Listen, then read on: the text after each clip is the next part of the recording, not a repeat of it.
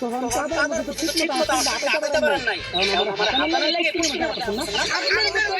আপনি জীবনে দেখছেন তো আমি আমার দেখার কোনো ইচ্ছা নেই। আপনি যদি নাম জানতাম তাহলে ওখান থেকে আমি তবুও মানতাম না। ওকে?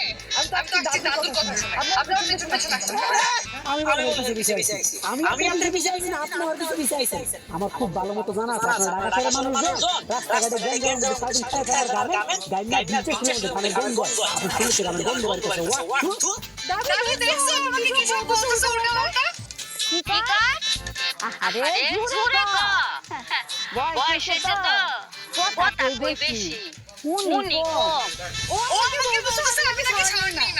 আমার কি করছি কথা সাগর ওরে দেখতে কেমনে সাঁতারটা গোসল লাগে।